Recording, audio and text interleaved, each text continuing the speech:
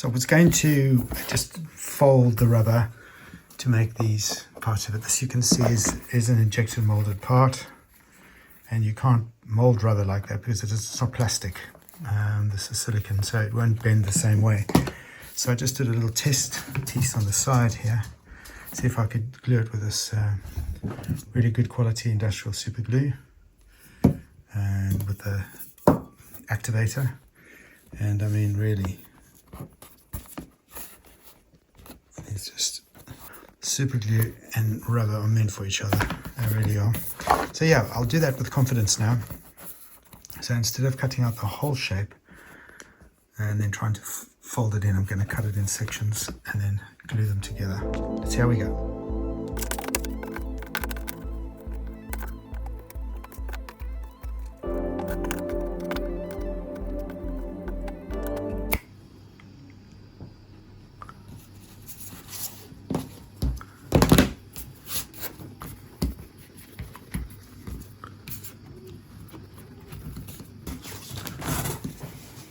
Original one.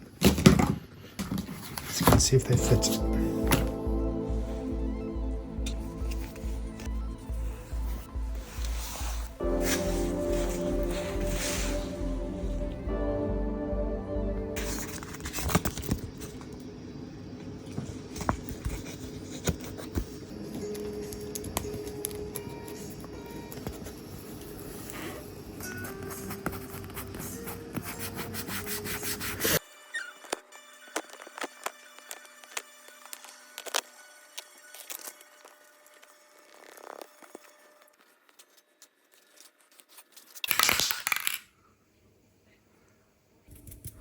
Just make sure all the decals are properly pressed up against this vinyl, because the vinyl is textured, so when we get to spraying we get a nice even coat. So you can see the amount I spray in the first half is very little, so I'm going to leave that overnight and do the next layers tomorrow.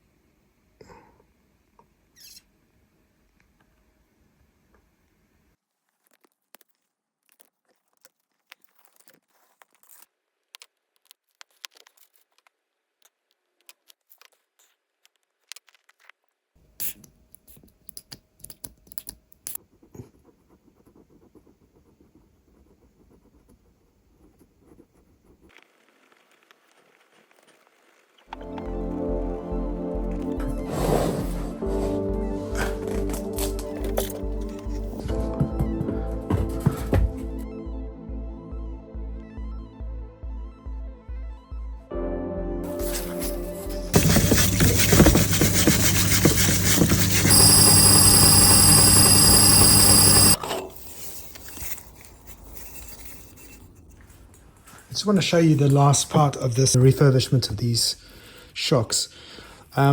Because there's no way to fill the reservoir with oil, and so thereby feeding the main shock, basically this is an air side and this is the oil side, so you can't put oil in that side. There we try and pull this out. You're literally trying to get rid of all the air bubbles. What I've done here is there is a bung in the middle of this that goes up and down. This side is oil, this side is air. I'm assuming that if you're going to release pressure on the shock, the bung will move this way and the oil expansion will increase, therefore lowering the resistance. Likewise, if you put pressure on that, it'll go this way. My intuition tells me that therefore this bung should be roughly in the middle. So what I've done is I have stripped this out, put the bung in the center, put oil in to check that it was flowing, put the bung back in again, and then held this down low to get all the air to run up into the chamber. Once that's in pretty much filled with oil, I then put pressure on with air on the valve to seal this end up. So what happens is that it just pops in. So it's probably sitting more like at that point, but I'm suspecting now at least I've got rid of all the air, and I've got a little bit extra of pressure space from the air side to take it all the way down from, let's say, 2 inches wide. So I think it's about right. If it's not, I'll strip it back out again, or somebody else can show me after they've watched this video what I've done wrong. But this is feeling quite good now. It's not no air coming out. So I'm going to seal this up and I'll do the other two.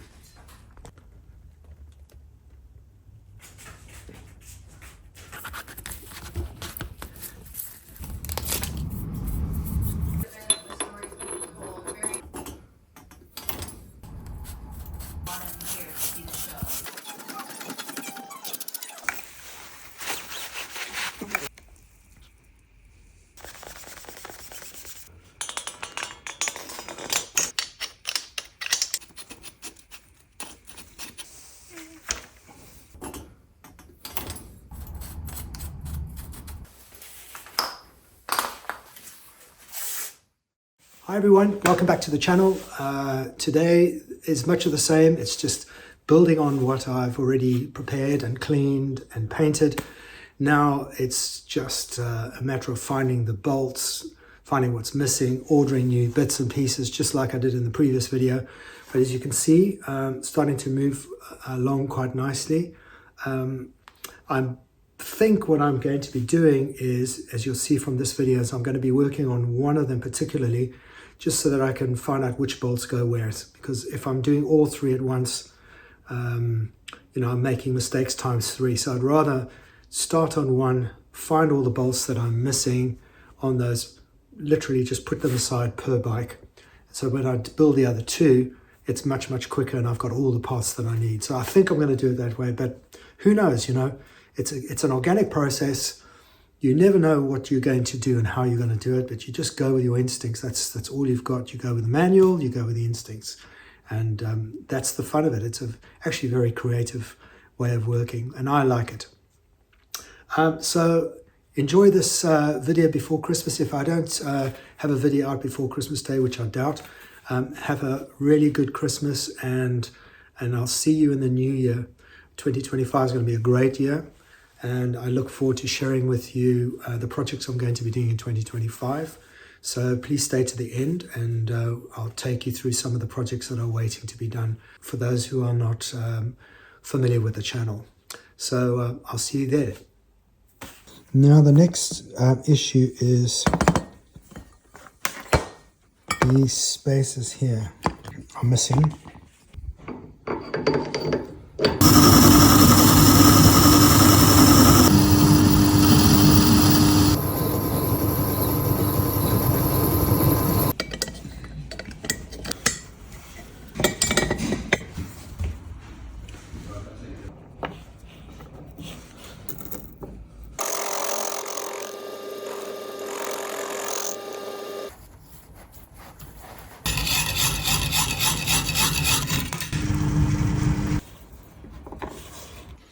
So there's an original. You'll notice that I've made the new one slightly fatter. I've cut specific ones for the diameters for each one that I can press in, and you'll see they're fairly tight, so they're going to have to be compressed in, but that's what you want. You don't want this to move around.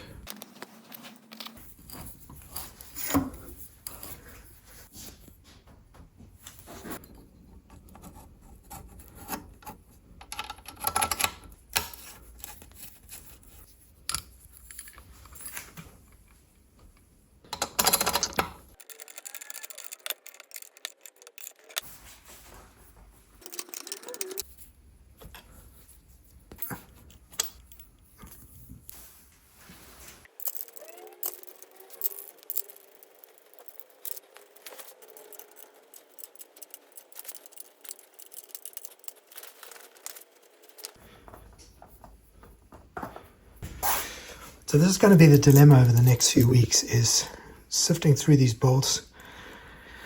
The issue is that there's some bolts that are original, like these 11s, which go on to here. So that's wrong.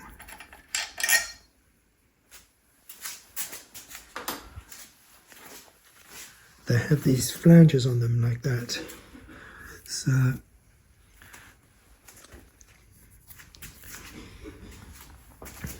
now it's just trying to ascertain which of the frames I'm going to be focusing on as the 100% original frame, and then working my way down with the stuff I've got, the spare parts I've got. So what I'm going to do now is attach the bolts that fit with the right thread and the right length, and then I'm going to slowly swap things over onto the bike that's leaning more towards being the original. There could be many factors. It could be an overall aesthetic on the frame or the bolts. So yes, it's a lot of bits and pieces to do. So once that's done, then I'll know really where I sit in terms of the hierarchy. My trusty brush. That's better. I mean, the edges are, some of it's a little damaged, but as I say, once everything's assembled, we're going to decide which bolts aesthetically are offensive to the rebuild, and then we'll swap those out. But for the moment, I'm just going to get all the bits together on the bike. You can imagine there's a great sense of satisfaction getting to this point after, nearly 7 months now, and trying to fit it in between work and everything else. It's nice to be able to start shaping this bike up. If I could just get this in, that would be nice. Come on, there you go.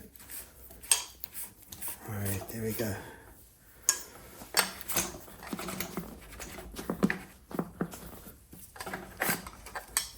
Good.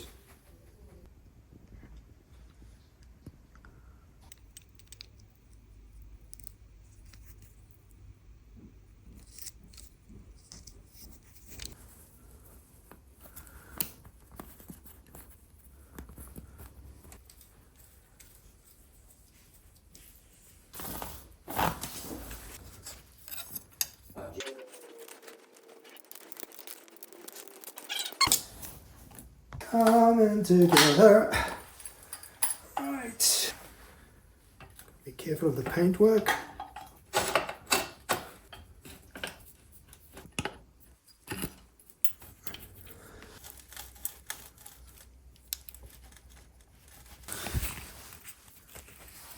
So we have these very important washers which come to the end of the bush. The inner is greased up, so we go back and install that now. Challenges.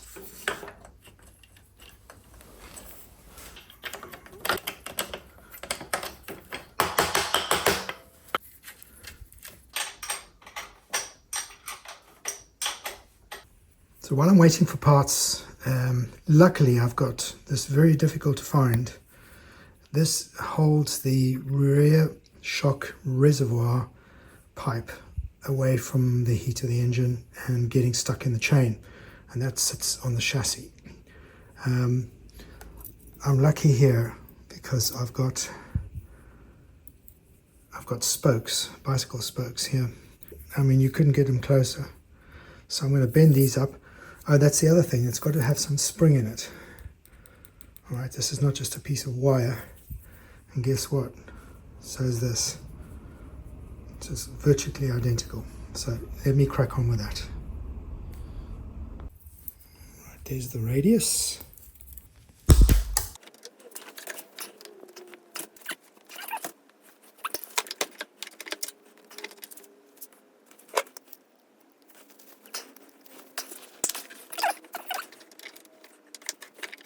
A little smaller there, close that up.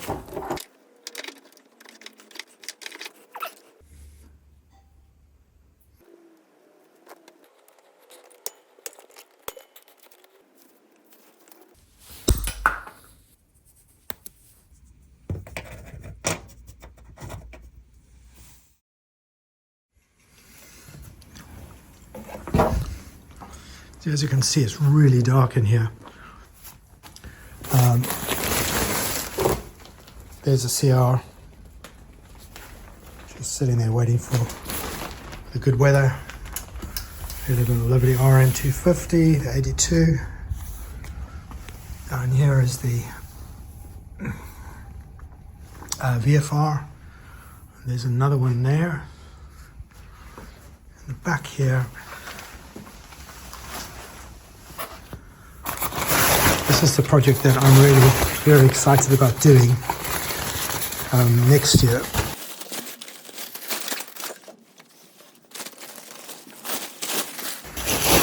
This is a 1938 1000cc V-twin. Now, again, it's pretty dark, but the camera's making good work of it, so I'll keep going. I was going to do this another day, but there really isn't much space. You can see it's in fairly good condition, but it's not running. We still have to get to the bottom of the problem. I've done some work on finding the right clock for this. Yeah, she's a beauty. But this tank is wrong. This is hand done. So this tank has to be redone. And I'm going to be very clear about this. This bike is almost entirely original. And it's got so much original stuff on it that I have to go through this bike and go through the historic records to understand what I'm going to do with this. For example, this AJS here, is it clear, is it black, is there red in it? I doubt whether there's red, etc., etc. So this one is probably going to be the one after the Ducati. So let me take you to the Ducati. God, there is no space here. Right. This Ducati I swapped for a restoration job on the Moto Guzzi, which you might have seen.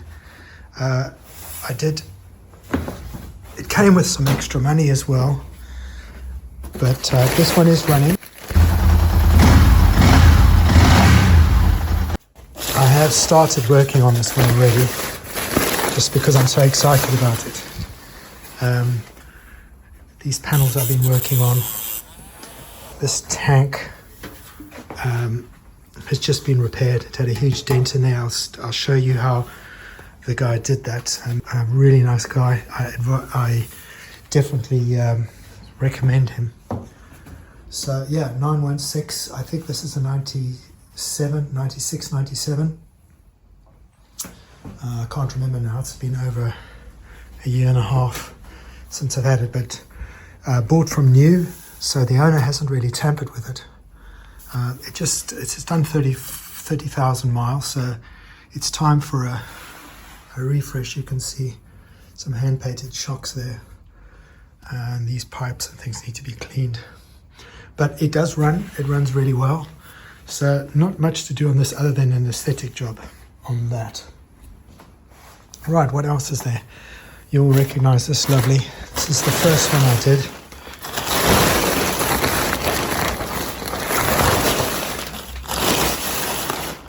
Remember this lovely Enfield Bullet, highly underrated, beautiful bike, beautifully made, old English Redditch model. So this one is done, so I'm really pleased with that. Now there's lots of you who are wondering what's happened to the Commando. Well, the Commando is going to be the next one, and here's the chassis all done, ready to go. You can see this is definitely the original one. The ones after 1968 now, I'm getting a bit rusty. Pretty much soon after they got to the United States, they had some issues with this support structure breaking, and they called this the Widowmaker because supposedly this would just break on you. But so they put a strut on there, and they put the coils in a different configuration. So this just shows you how far back this one goes. It's literally the only surviving the oldest surviving Commander, as far as I can tell from records that I have from a reliable source. So this one I'm leaving just like this. I've had it checked. We do stress testing here on bicycles anyway, so this was a good place to have a good look at these welds and so on. And I've received a load of comments from concerned people about my survival. Well, I'm not going to tempt fate, but it's lasted since 1967, 68, so it should be fine. So yeah, but that's going to be a display bike anyway. It's not really going to be ridden much. I'm going to see if a museum is interested in this one. So that one's next. I'll show you the engine.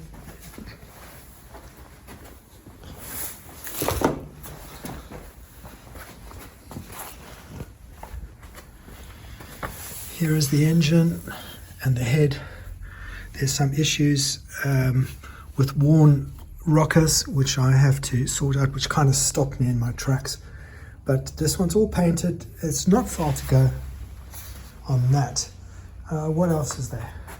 So really, we're going to do after these RMs. You can see all the parts ready to go. After the RM, it's a choice between getting this one knocked out quickly and then sorry, I forget now. After the RMs, I'm going to do either this Ducati 916 or I'm going to do the Commander, which is there. Either one of those two, and then I'll save this one for a different time, because this one was hand painted in those days. The pinstripes were painted by hand. All that has to be done correctly, and I have to learn how to do that before I attempt it. So really jumping from something like that to that might be, yeah, I don't know, there might need to be a little bit of time between that. So yeah, lots to do, lots to look forward to. So I really look forward to taking on the journey. Some nice bikes in the collection, and I'm not going to buy any more bikes. So if anybody tempts me to buy one, I'm not going to take it. I've got enough going on. I've got no space in here. Oh, that's the other thing. My workshop is going to change. And believe it or not, I'm taking this half from there to the back. It feels like a small space, but it's going to be nice. I'm going to have a little bit more discipline. The current workshop I'm in now just is a temporary one. As you can see, I'm just working on the floor. But yeah, I hate this. I hate working like this. This is just not the way I like to operate. So we'll see how far we go with these before I move into the other workshop. There's a bit of building work to do, heating to put in there, all that kind of stuff. But in the meantime, as you can see, we're getting there. It really is quite exciting now. And I can't wait to start them up and see them run and then decide what to do with those. There's those nice seats that really came out well. The paint that's used on these vinyls, I'm not sure if there's any of you that had problems too with this, but that takes at least a month, maybe 2 months to completely dry. I had this on the 250 and it was an absolute nightmare. I kept damaging them when I sat on the bike and realized they were still smudging. I had applied, as you can see, how gingerly I put the stuff on. But yeah, it doesn't seem to make any difference. So we just have to sit tight, keep this in a dry room, and slowly let it cure. It's starting to feel a bit better now. Actually, that's not too bad. Okay, well, that's good. Still, it is tacky, and that's 2 days now. There you go.